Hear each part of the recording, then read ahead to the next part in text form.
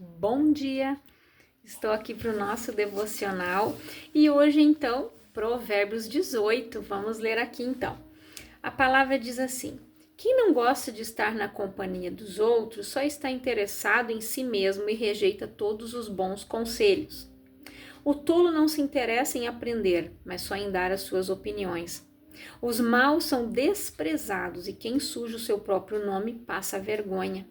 A linguagem humana é profunda como o mar e as palavras dos sábios são como os rios que nunca secam.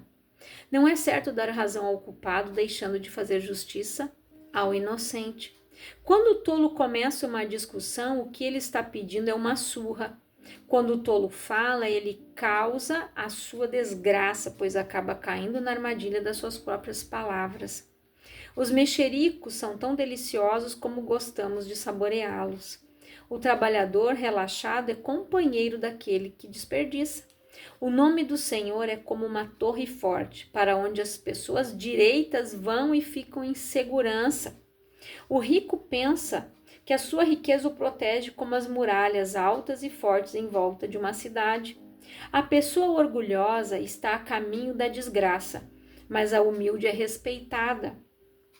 Quem responde antes de ouvir mostra que é tolo e passa vergonha. A vontade de viver mantém a vida de um doente, mas se ele desanima, não existe mais esperança. A pessoa sábia, ela está sempre ansiosa e pronta para aprender. Você quer falar com alguém importante? Leve um presente e será fácil. Aquele que é o primeiro a fazer a sua defesa parece ter razão, mas só até que a outra pessoa comece a lhe fazer perguntas. Quando os poderosos se enfrentam no tribunal, tirar a sorte com os dados sagrados pode resolver a questão. É mais difícil ganhar de novo a amizade de um amigo ofendido do que conquistar uma fortaleza. As discussões estragam as amizades. Você terá de aguentar as consequências de tudo o que disser. O que você diz pode salvar ou destruir uma vida. Portanto, use bem as suas palavras e você será recompensado. Quem acha uma esposa encontra a felicidade, recebeu uma bênção de Deus, o Senhor. O pobre pede licença para falar, mas o rico responde com grosseria. Algumas amizades não duram nada, mas o verdadeiro amigo é mais chegado que um irmão. Então, olha o que a palavra a gente nos ensina aqui. Que quem não gosta de estar na companhia dos outros só está interessado em si mesmo e rejeita todos os bons conselhos. A palavra diz o quê? Aquele que se aparta busca os seus próprios interesses. Então, quando a pessoa ela não gosta da companhia dos outros, ela geralmente ela só busca os seus interesses, interessados só nela. E ela rejeita todos os bons conselhos. E olha o que diz a palavra aqui. O tolo não se interessa em aprender, mas só em dar as suas opiniões. A pessoa, quando ela é tola, ela não está interessada em aprender algo.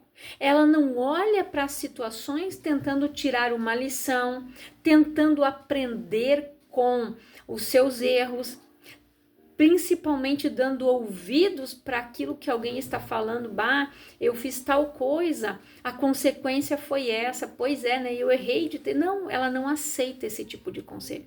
Ela sempre está certa. Sabe aquela pessoa que ela precisa quebrar a cara, como a gente costuma dizer, porque ela não aceita conselho?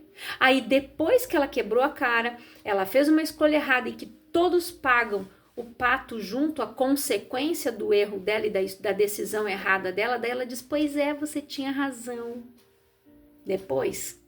Mas antes ele não dá ouvidos para o conselho que a pessoa está dando. Por que num casamento Deus fez com que a mulher fosse ajudadora, auxiliadora do homem? Tem coisas que a mulher vê lá na frente. O homem, ele tem a sua visão um pouco mais limitada. A mulher já vê lá na frente alguma coisinha, ela já serve de alerta, ela diz pro marido, ó, não vai por aí, porque eu acho que o negócio aí não vai dar certo. Quando o homem é sábio, ele dá ouvidos. Mas quando ele é aquele orgulhoso, aquele tolo que só ele sabe, só ele tem razão, o teimoso, ele escolhe errado e todas as pessoas sofrem consequência. Depois ele chega na esposa com a maior cara de pau e diz para ela: pois é, você tinha razão. Então isso é um exemplo de uma pessoa tola. Ou vice-versa. Ou o marido também está dando um conselho, a esposa não consegue ver, né? Também, né? E vice-versa. E daí, depois que quebram a cara, pois é, você tinha razão. Só que depois o você tinha razão, gente, já vem a consequência. Aquilo que o homem plantar, ele vai colher. Então, nós precisamos ter sabedoria, saber ouvir. E a palavra diz aqui, ó. Aqui no versículo 10. O nome do Senhor é como uma torre forte, para onde as pessoas direitas vão e ficam em segurança. Então, o nome do Senhor, ele é uma torre forte para nós, aonde as pessoas direitas, aquelas pessoas que guardam princípios, que guardam valores, que ouvem a palavra, que praticam a palavra, aquele está guardado no esconderijo do Altíssimo, na sombra das suas asas, na sombra do Onipotente, ela descansa. Quando ela faz do nome do Senhor a sua fortaleza. Quando ela descansa no Senhor, quando ela diz em nome de Jesus, o Senhor já reverteu esta situação, o Senhor é comigo, o Senhor é Deus, Pai, eu sei em quem eu tenho crido. Quando ela usa o nome do Senhor, se torna uma fortaleza, ela é guardada, ela é protegida. Por quê?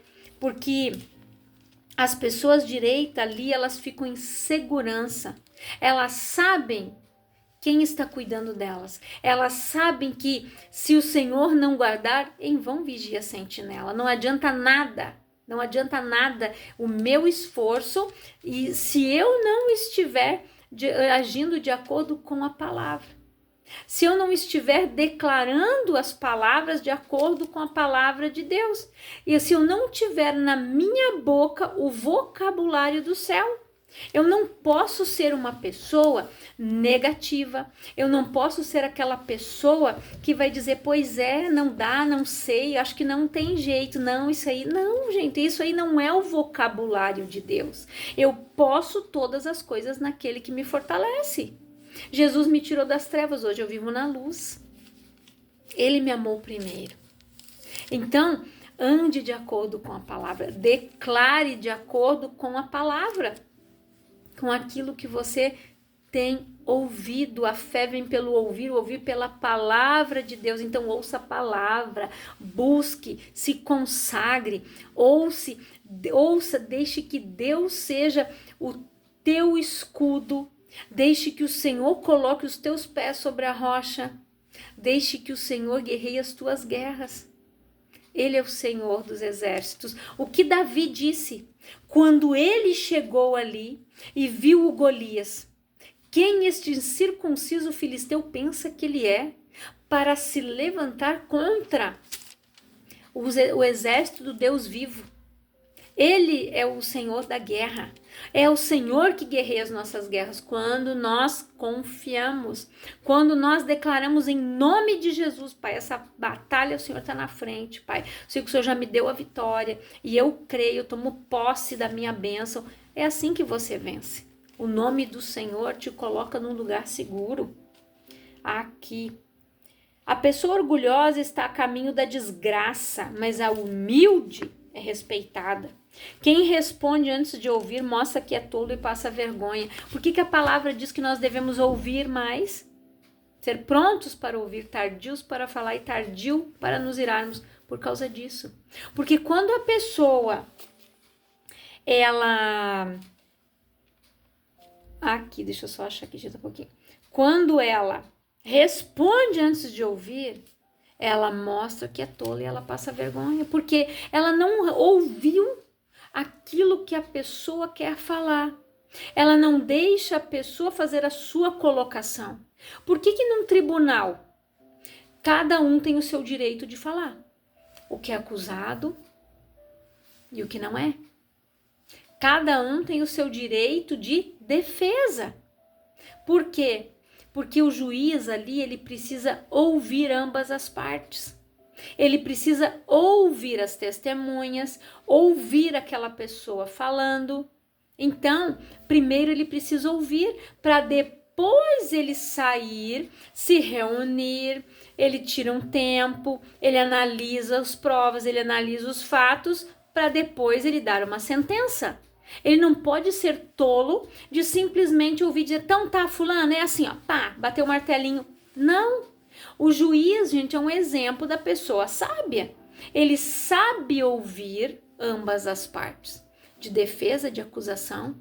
Ele sabe ouvir, ouve as testemunhas, depois, né, tem aquele tribunal do júri e o juiz vai lá, se retira por um momento e vem e dá o veredito. Mas primeiro ele precisa ouvir para poder dar uma sentença. Sem ele ouvir, não tem como ele decidir nada. Não tem como ele dar, né, uma solução para o problema daquelas pessoas que trouxeram até ele. Naquela época, lá no livro de Juízes, o povo, Deus levantava um juiz e julgava a causa, ajudava, libertava aquela pessoa. Depois, Samuel se tornou o juiz do povo. As pessoas levavam as causas até ele, dirigido pelo Espírito de Deus. Ele, segundo a lei, que era naquela época, ele dava a direção. Se uma pessoa, por exemplo, pegou a vaca da outra, ela tinha que restituir 3 vacas para outra pessoa que ela pegou. Ou seja, o Samuel tinha esse conhecimento da lei para dar o veredito para aquela pessoa. Ele fazia com que a lei se cumprisse, com que os mandamentos que Deus havia escrito para Moisés lá no monte fossem cumpridos.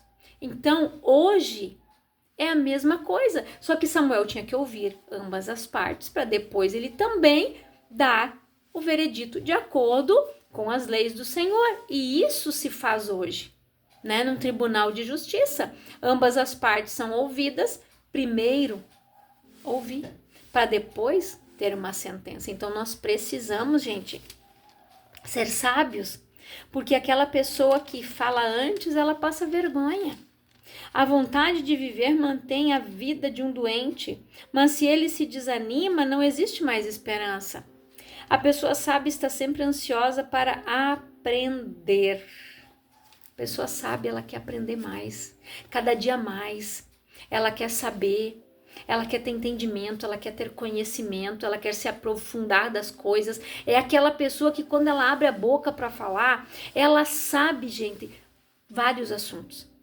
Várias coisas ela sabe. Se você tocar em determinado assunto, ela sabe conversar, ela sabe, ela interage porque ela está por dentro dos assuntos. Ela quer aprender, ela quer buscar mais. E isso é ser sabedoria. Isso é ser sábio, ser uma pessoa sábia que sabe que a sabedoria, conhecimento, gente, não ocupa espaço. Só acrescenta na nossa vida. E aqui diz mais que aquele que é o primeiro a fazer a sua defesa parece ter razão, mas só até que a outra pessoa comece a lhe fazer perguntas. Por quê? Você já viu por que no tribunal tem a defesa e a acusação? Aquele ali está sendo defendido, ok, mas a acusação ela vai começar a fazer perguntas e ali que o juiz ele vai analisar os fatos, tanto da defesa como daquilo que ele está sendo acusado. E ele observa a forma como a pessoa está se defendendo, a forma como ela está falando, a forma como ela se contradiz. Você já parou para analisar? Hoje nós estamos na época de política, nos debates. E quando um político, um candidato ali, ele está participando de entrevista. O entrevistador sempre ele vai fazer uma pergunta e ele vai voltar de repente fazendo aquela pergunta de uma outra forma para ver se a pessoa se contradiz, se ela se enreda, para ver se verdadeiramente ela está falando a verdade daquilo que ela está defendendo. Por isso que ela falou, ela muda apenas uma perguntinha. Ela muda apenas uma palavrinha, ela já mudou todo o curso da pergunta que ela havia feito por primeiro, para ver se a pessoa está atenta e se ela vai responder adequadamente ou se por uma palavrinha, uma vírgula, ela se perde. Você está entendendo? Então aqui, agora eu vou seguir aqui. É mais difícil ganhar de novo a amizade de um amigo ofendido do que conquistar uma fortaleza. As discussões estragam as amizades. E isso, gente, a gente vê, para ganhar uma alma é tão difícil, mas para colocá-la para perder é muito fácil. Basta uma palavra, basta um gesto, basta uma atitude, algo que a pessoa venha se ofender, ela se afasta de Deus. Então, aqui, gente, as discussões estragam as amizades, porque às vezes tem pessoas que querem parecer tão sábias, elas sabem mais, elas sempre têm razão, acabam perdendo as amizades, porque elas não sabem ceder, elas não sabem compreender a forma da pessoa proceder. E aqui diz ali, é mais difícil ganhar de novo a amizade de um amigo ofendido do que conquistar uma fortaleza. Um amigo ofendido, a ofensa fere, faz com que a pessoa se afaste, faz com que a pessoa crie uma muralha ao redor dela. Ela pensa, não vou me machucar de novo, esse aí errou comigo, não vai errar mais não. Porque uma vez eu escutei uma frase, se a pessoa errou com você uma vez, a culpa é dela, mas se ela errou duas, a culpa é minha. E é uma verdade, porque nós damos permissão. Então, o amigo ofendido é mais difícil, gente, de conquistar novamente do que uma fortaleza, porque a pessoa se fecha. No momento que ela se ofendeu, ela acaba perdendo a confiança, ela não consegue mais conversar, o diabo consegue colocar aquela desconfiança, já faz com que gere uma mágoa no coração dela, um ressentimento no coração dela. Então isso é algo que nós precisamos cuidar, medir as nossas palavras, ter sabedoria, saber entender a forma como essa pessoa é, a forma como essa pessoa procede, como é que é o seu temperamento, como que ela é, como que ela fala. A gente precisa ter toda essa interação, a gente precisa ter toda esta compreensão, saber compreender se a pessoa não está bem, saber colocar as palavras no momento certo, na hora certa, para que não ocorra isso. Você terá de aguentar as consequências de tudo o que disser. Isso é fato, gente. E eu estava lendo aqui na outra versão, olha aqui. Do fruto da boca, o coração se farta. A língua faz todo o corpo responsável pelas consequências de suas palavras. É forte, né? A língua faz todo o corpo responsável pelas consequências das suas palavras. A língua tem poder sobre a vida e sobre a morte. Os que usam habilmente serão recompensados. A língua é uma bênção quando usada sob o controle do Espírito de Deus. De outra forma, pode ser um desastre e motivo de grandes desgraças. Então, você ouviu o que disse aqui a palavra. Do fruto da boca, o coração se farta. A língua faz todo o corpo responsável pelas consequências das suas palavras. Isso aqui, gente, é algo muito forte e real. A nossa língua, ela gera as consequências do nosso corpo. Às vezes a pessoa está doente pelo que ela está falando. Ela pode estar passando por um problema financeiro porque ela até está passando um problema financeiro, mas olha o que ela fala. Eu não tenho dinheiro, eu não posso gastar, eu não tenho dinheiro nem para o sorvete, não, só posso sair mês que vem porque eu não tenho dinheiro para nada. Você já parou para analisar as palavras? As consequências da palavra? Não, ela pode estar passando por um problema financeiro, mas ela vai declarar em nome de Jesus, Senhor, isso já foi revertido para a glória do Senhor. Eu creio no meu aumento de salário, eu creio nessas dívidas pagas em nome de Jesus. Eu sei que o Senhor já proveu tudo aqui para mim e não me falta nada. gratidão, chame a existência. Mude o curso das suas palavras. Porque aqui é bem claro, gente. Todo o corpo é responsável, todo o corpo, gente, ele se faz responsável pelas consequências das nossas palavras. Isso é muito forte. Todo o nosso corpo sofre com aquilo que nós falamos. Se você começar a tomar posse de enfermidades, elas vão se alojar ali. E você vai ficar enfermo. A minha rinite, a minha sinusite, a minha gastrite, o meu isso, o meu aquilo, o meu aquele outro, a pessoa começa a dizer que é dela. Ela começa a tomar posse. Você precisa entender que a enfermidade, ela é um espírito. Ela precisa de um corpo para habitar. E quem é que toma posse dela? Quem é que alimenta ela? A nossa boca. Quando você toma posse dela, quando você vai no médico, o doutor diz assim: você está diabético, você está com colesterol alto. Aí o que a pessoa começa a falar? Você tem sinusite. Tô assim, tô diabético. Agora eu sou. Ela começa a dizer que ela é. Ao invés dela dizer não, em nome de Jesus, Pai, o Senhor já levou lá na cruz, eu sei que eu tô curado, o Senhor já fez com que o meu pâncreas voltasse a funcionar novamente, ele está produzindo insulina e eu estou curado em nome de Jesus.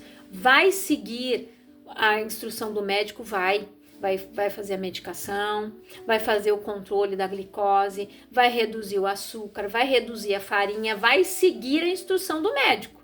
Mas fique firme na tua fé, naquilo que diz a palavra. Se você começar a tomar posse da doença, ela vai ficar ali, porque a tua boca está dizendo, confessando que ela é sua, a minha, o meu. Você está compreendendo o que eu quero, o que diz a palavra? Não é o que eu quero dizer, o que diz a palavra. Você toma posse, você diz que é sua, você começa a declarar que é seu. Aí você toma posse disso. Eu tinha rinite, sinusite, gastrite, epicondilite lateral e eu fui curada de todas essas coisas. Quando eu entendi que isso não era meu, que Jesus já tinha levado lá na cruz, eu comecei a orar. No dia do meu batismo eu fui curada da sinusite. Depois foi indo automático. A rinite desapareceu. Da gastrite eu fui curada também. E a epicondilite lateral, eu não conseguia mais trabalhar. E eu comecei a tomar posse na oração, era no meu braço esquerdo.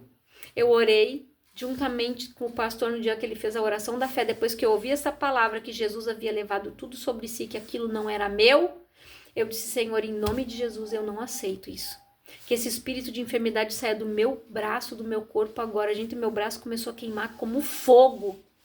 Nunca mais. Porque eu entendi que aquilo ali não era meu, que eu não tinha que aceitar aquele espírito de enfermidade inflamando os meus nervos, inflamando os meus tendões, me impedindo de trabalhar, me tirando a força, o tato na mão. Eu não aceitei mais aquilo. E eu fui curada em nome de Jesus, para a glória do nome do Senhor. Porque eu fiz vários tratamentos, tomei várias medicações, fiz várias injeções e nada resolveu o problema. Mas quando eu tive esse entendimento, a minha boca começou a confessar ao contrário, de acordo com a palavra, e não com o vocabulário das trevas. Então eu parei de tomar posse daquilo que não era meu, e com a nossa boca nós devemos confessar o que a palavra diz ao nosso respeito. Comer do fruto da nossa boca, desfrutar do que diz a palavra. Eu posso todas as coisas, eu sou mais que vencedor.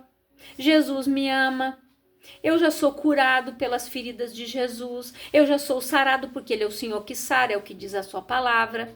Que o Senhor é o Deus da prosperidade, Ele é o Deus dono do ouro e dono da prata, Ele vai suprir todas as minhas necessidades, como está escrito. Ele me colocou por cabeça e não por cauda, eu vou ser cabeça, eu vou emprestar a muitos, eu não vou tomar nada emprestado. Isso é tomar posse e declarar a palavra. Você tem que se alimentar disso, semear isso para que você colha isso no mundo espiritual, para que essas bênçãos cheguem na sua vida. Você não pode falar ao contrário da palavra, porque ao contrário da palavra você vai comer o fruto daquilo que você está semeando, que é o contrário. Você vai viver na amarração, na escravidão, na doença, na escassez, na miséria e achando que Deus quer assim. E Deus não quer isso para a tua vida. Deus quer o melhor para nós. Se Deus quisesse que a gente vivesse na desgraça, Ele ia deixar a gente ali. Quando Adão nos vendeu, para que Ele ia mandar Jesus morrer na cruz? Se Ele queria intimidade conosco, se Ele quer intimidade, se Ele queria e Ele quer que a gente seja salvo, você acha que Deus ia suportar mandar Jesus morrer naquela cruz se a palavra diz que Deus amou o mundo de tal maneira que deu o seu único filho unigênito para que todo aquele que nele crê não pereça, mas tenha vida eterna? Você acha que Jesus fez o quê? Só isso que eu falei. Deus amou o mundo de tal maneira. Então, porque se Ele quisesse desgraça para nossa vida, Ele teria deixado a gente como a gente estava lá atrás, no pecado, vendido para Satanás. Mas não. Então compreenda isso e comece a declarar a palavra de acordo com o vocabulário de Deus.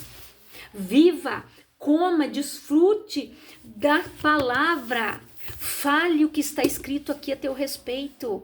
Que Ele te fez mais que vencedor e não um derrotado. E aqui diz mais. A língua tem poder sobre a vida e sobre a morte. Os que a usam habilmente serão recompensados. E é isso aí, gente. A língua, se ela não tiver o controle do espírito, a pessoa está na desgraça. Porque ela fala tudo. A boca fala do que o nosso coração está cheio. Se convença disso. Aí, quando a pessoa começa a abrir a boca, você vê como está a vida dela. O que ela semeia, o que ela planta, é o que ela está colhendo, é o que ela está comendo, é o que ela está vivendo. Você está compreendendo? E aqui diz mais: quem encontra uma esposa descobre algo excelente e recebeu uma bênção especial do Senhor. Por quê?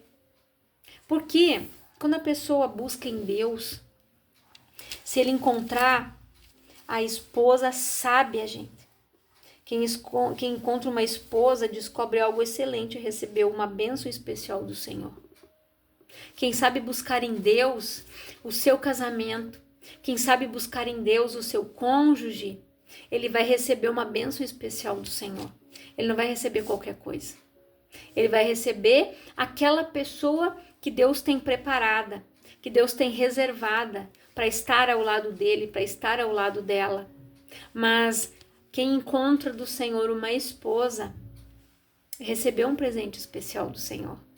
Porque Deus, ele fez uma pessoa para te auxiliar, para ajudar o homem nas suas tarefas, para ajudar, auxiliar na criação dos filhos, para auxiliar o homem, porque para que o seu fardo se torne mais leve, porque o homem, gente, não estou falando mal do homem, mas o homem não tem o suporte que a mulher tem de pensar em várias coisas ao mesmo tempo.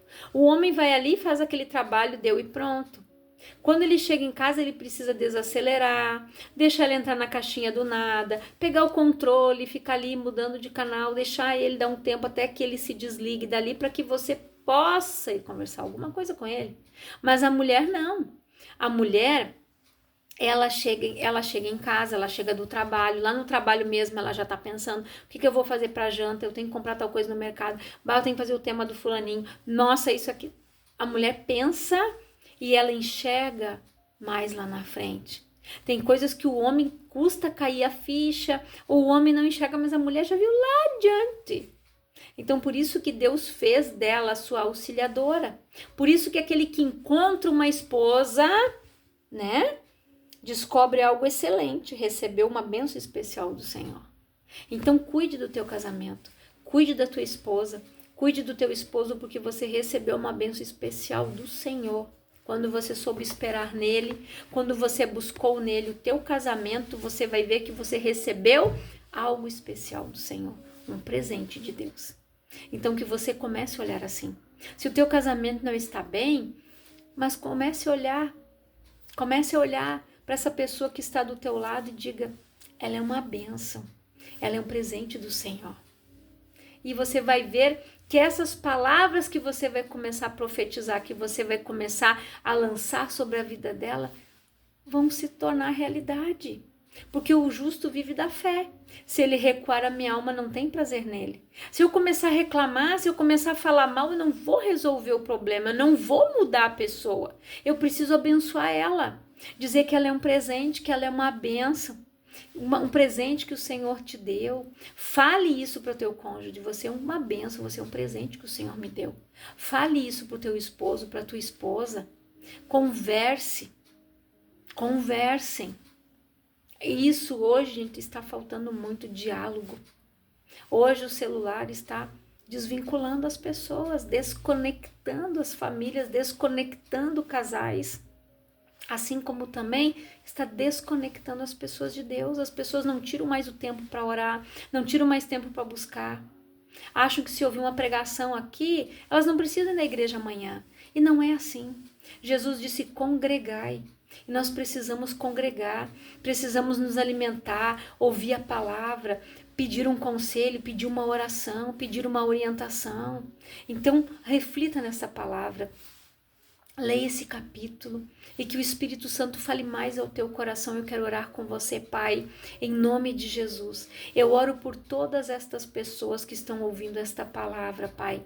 Que o Espírito Santo venha operar grandiosamente. Que o Espírito Santo, Pai, venha manifestar a sua graça sobre a vida deste homem e desta mulher, convencendo da justiça, do juízo e do pecado e mudando, Pai, o palavreado desta pessoa, que ela tem o vocabulário dos céus e não o vocabulário do mundo e das trevas, Pai, mas que ela comece a profetizar, que ela comece a confessar e declarar aquilo que o Senhor tem para a vida dela, assim como o Senhor vê ela, que ela comece a confessar e declarar em nome de Jesus. Que Deus te abençoe grandiosamente, no nome de Jesus.